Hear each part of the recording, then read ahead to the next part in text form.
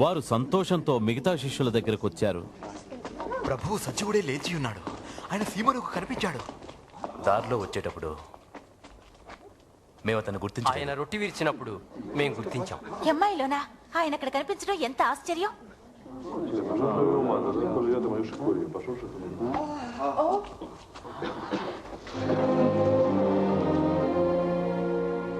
మీకు శాంతి కలుగుగాక.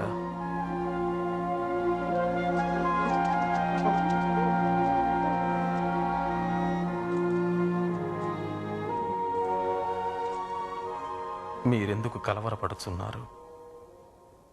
మీ హృదయములలో సందేహములు పుట్టనేలా?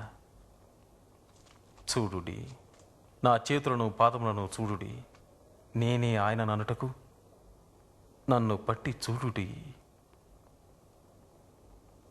నాకున్నట్టుగా మీరు చూచుచున్న ఎముకలను మాంసమును భూతమునకుంటవు. నేను మీతో ఉండగానే ఈ విషయముల గురించి మీతో మాట్లాడి తిని. మోషే ధర్మశాస్త్రములోను ప్రవక్తల ప్రవచనాలను నా గురించి చెప్పబడినవన్నీ నేడు నెరవేరినవి. వ్రాయబడిన రీతిగా మెస్సయ్య హింసించబడి చనిపోయి తిరిగి 3వ దినమున మృతుల నుండి లేవాలి. యెరూషలేము మొదలుకొని సమస్త జనములలో ఆయన పేరట మారు మనస్సును పాప క్షమాపణయు ప్రకటింపబడాలి. ఈ సంగతులకు మీరే సాక్షులు. నా తండ్రి చేసిన వాగ్దానమును నేను నెరవేర్చెదను. పరిశుద్ధాత్మ మీ మీదకు వచ్చినంత వరకు మీరు యెరూషలేములో వేచియుండుడి.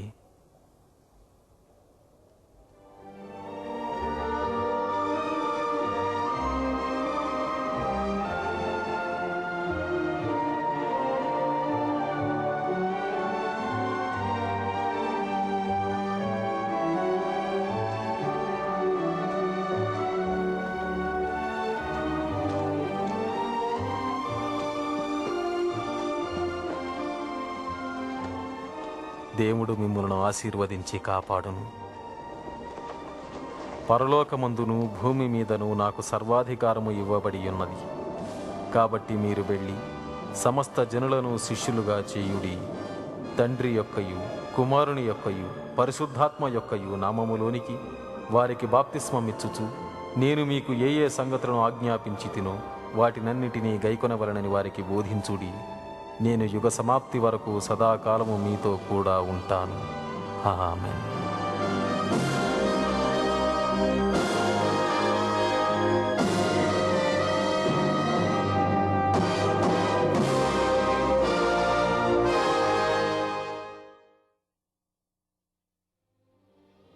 యేసుప్రభు దేహం ఉంచబడిన సమాధి ఖాళీగా ఉంది.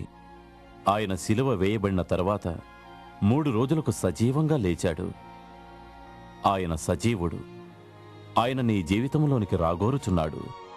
ఆ ప్రభువే ఈ మాటలు చెప్తున్నాడు. పునరుద్ధానమును జీవమును నేనే. నా యందు విశ్వాసముంచువాడు చనిపోయినను బ్రతుకును. యేసు చనిపోయి సజీవంగా లేచి 2000 సంవత్సరాలవుతుంది.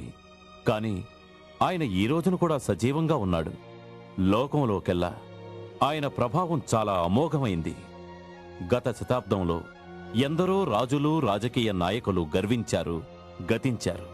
పరిపాలకులు, పండితులు, శాస్త్రజ్ఞులు, వేదాంతులు, దైవశాస్త్ర నిపుణులు ఎందరో వచ్చారు, పోయారు. కాని యేసు ఈ రోజును కూడా సజీవంగా ఉన్నాడు. ఆయనలాంటివాడు మరొక్కడెవ్వడూ లేడు.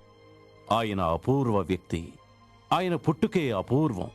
ఆయన కన్యక గర్భాన్న పుట్టాడని బైబుల్ చెప్తోంది. ఆయన జీవితం అనుపమానం. ఆయనది మానవాతీత జీవితం. ఆయన పాపరహితుడుగా జీవించాడు. లోకములో జీవించిన మరే ఇతర వ్యక్తి కూడా చేయజాలని అద్భుతాలు చేశాడు. ఆయన సందేశం కూడా అపూర్వం. తనని ప్రభువుగా, రక్షకుడుగా అంగీకరించిన వారందరికీ ఆయన ప్రేమ, పాపక్షమాపణ, నూతన జీవం అనుగ్రహిస్తాడు. ఆయన సందేశం ప్రకటించబడిన చోటునెల్లా నూతన జీవం, నూతన ఆశాభావం, నూతన జీవిత ఉద్దేశం ప్రజలకు కలుగుచున్నాయి. ఆయన శిలువ మరణం అపూర్వమైంది. 2000 సంవత్సరాల క్రిందట ఈ విశ్వాన్ని సృష్టించిన దేవుడు తన అద్వితీయ కుమారుడైన యేసుక్రీస్తును మానవులందరి పాపాల కొరకు బలియాగమైనందుకు పంపాడు. ఆయన నీకోసమే చనిపోయాడు. ఆయన పునరుద్ధానము అపూర్వం. ఆయన చనిపోయాక 3 రోజులకు లోక చరిత్రలోకెల్లా మహాశ్చర్య సంఘటన జరిగింది. యేసు చనిపోయి సజీవంగా లేచాడు. ఆయన జననము, ఆయన జీవితము, ఆయన మరణము, ఆయన పునరుద్ధానము ఇవన్నీ ఏం రుజువు చేస్తాయి? ఆయన ఎవరినని చెప్పుకున్నాడో అదంతా వాస్తవం. ఆయన దేవుని కుమారుడు. ఆయన మానవులందరికీ రక్షకుడు. ఆ యేసుక్రీస్తు ఈ రోజున సజీవుడు. ఆయన నీ జీవితంలోకి రాగోరుచున్నాడు. నీ పాపాలు క్షమించి సమృద్ధి జీవితాన్ని జీవించేందుకు శక్తి అనుగ్రహిస్తాడు. ఈయన మాటలు వినండి. ప్రయాసపడి భారము మోయిచిన సమస్త జనులారా, నా యొద్దకు రండి, నేనే మీకు విశ్రాంతి కలుగజేతును. నేనే మార్గమును సత్యమును జీవమునయ్యున్నాను. నా ద్వారానే తప్ప ఎవ్వడూ తండ్రి యొద్దకు రాడు. బైబిల్ చెబుతుంది, ఏ భేదమునూ లేదు, అందరూ పాపము చేసి దేవుడు అనుగ్రహించు మహిమను పొందలేకపోతున్నారు. బైబిల్ ఇంకా ఇలా చెప్తోంది, ఏలయనగా పాపము వలన వచ్చే జీతము మరణము, అయితే దేవుని కృపావరము మన ప్రభువైన యేసుక్రీస్తు ద్వారా నిత్యజీవము. యేసుక్రీస్తు చనిపోయినప్పుడు ఆయన నీ పాపశిక్ష రుసుము చెల్లించాడు. ఇప్పుడే ఆయన నీ జీవితంలో ప్రవేశించుటకు ఆశించుచున్నాడు.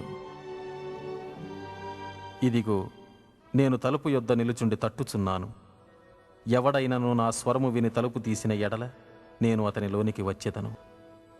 ఆయన ప్రేమ, పాపక్షమాపణ, నిత్యజీవము పొందాలంటే నీ పాపానికి దేవుడు అర్పించిన బలియాగం క్రీస్తే అని అంగీకరించాలి. విశ్వాసము ద్వారా ఆయనని నీ జీవితంలోనికి రమ్మని ఆహ్వానించాలి. ఇదే నీ హృదయంలో కోరికైన పక్షంలో విశ్వాసంతో నీవు ఈ మాదిరిగా ప్రార్థన చేయవచ్చు. యేసుక్రీస్తు నీ జీవితంలోకి వస్తాడు. మొదట నేను చెప్తాను, యేసు ప్రభు, నాకు నీవు కావాలి. శిలువ మీద నా పాపం కోసం చనిపోయినందుకు వందనాలు. నా జీవిత ద్వారం తెరుస్తున్నాను. నిన్ను నా రక్షకుడుగా, ప్రభువుగా అంగీకరిస్తున్నాను. నా జీవితం నీ వశం చేసుకో. నీ చిత్త ప్రకారం నన్ను రూపొందించు. ఆమెన్. ఈ ప్రార్థన నీ హృదయంలోని కోరికను వ్యక్తం చేసే పక్షంలో నీ ఉన్న చోటనే ఈ విధంగా ప్రార్థించు. ప్రతి మాట నాతో పాటు ప్రశాంతంగా చెప్పు. యేసు ప్రభు, నాకు నీవు కావాలి. శిలువ మీద నా పాపం కోసం చనిపోయినందుకు వందనాలు.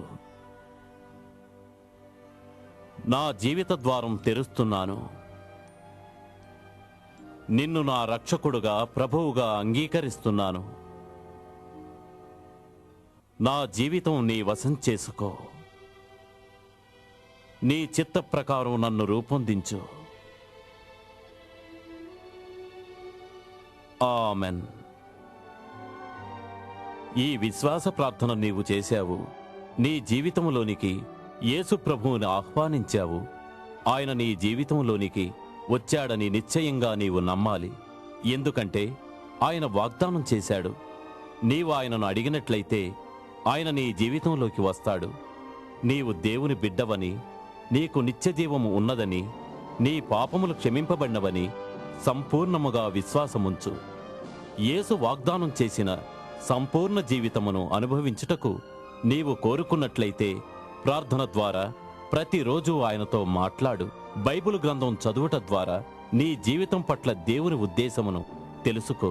యేసును ప్రేమించి వెంబడించే వారిని కలుసుకో.